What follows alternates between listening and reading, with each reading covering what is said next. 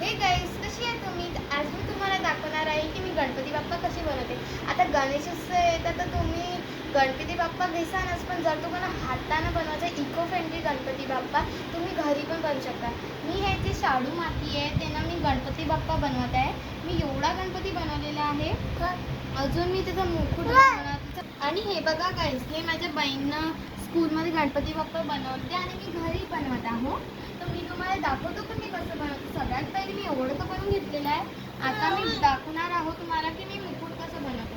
तर सगळ्यात पहिली जी आपली हे शाडू माती असते त्याला आपल्याला चांगलं पाणी घेऊन मुरवायची आहे. आणि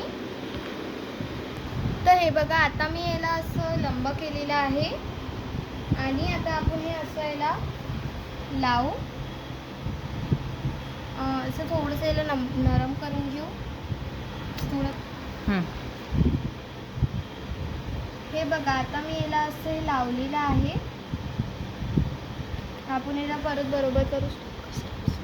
आता मी याला असं लावलेलं आहे पाणी वगैरे लावून.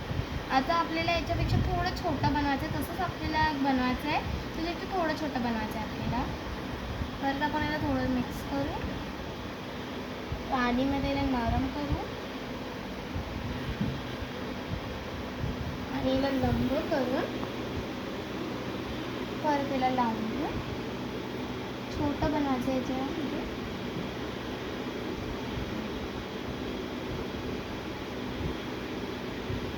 आणि आता आपल्याला याच्यापेक्षा अजून छोटं बनवायचं आहे.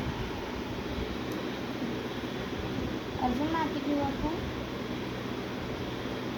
याला नरम करून घेतलेलं आहे. मग याला आपण लावून घेऊ. आता जवळ घेऊन याला चांगले मी लावून घेऊ, फिक्स करून घेऊ. आता आपण एक असं आपल्याला गोला बनवायचा आहे आणि वरती लावायचं आहे. एक मी अजून माती घेतलेली आहे. अजून त्याला आपण नरम करून त्याचा आपल्याला एक गोला बनवायचा आहे. असं इथं ठेवून द्यायचं आणि असं करून द्यायचं. हे बघा गाईस, आता मी इथे थोडीशी ज्वारी घेतलेली आहे आणि हे आता आपण गणपती बाप्पाचे डोळे म्हणून याला लावणार आहोत. आता बघा गाईस, मी आता याला गणपती बाप्पा, आता मी गणपती बाप्पाला त्यांचे डोळे पण लावलेले आहेत. आता त्यांना काय आवडतं, लाडू आवडते की मोदक आवडते? त्यांना सगळ्यात जास्त मोदक आवडते. तर आपण त्यांचा फेवरेट मोदक बनवू.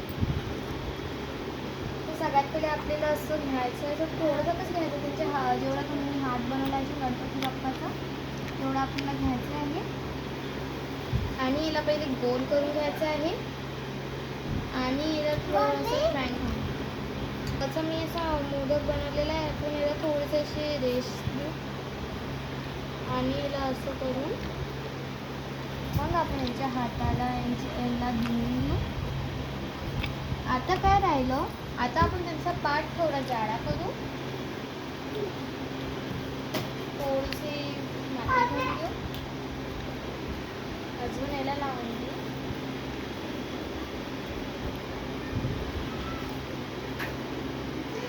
तुम्ही पण सांगा, तुम्ही गणेश उत्सवाला कसे गणपती बाप्पा आणले आम्हाला नक्की सांगा.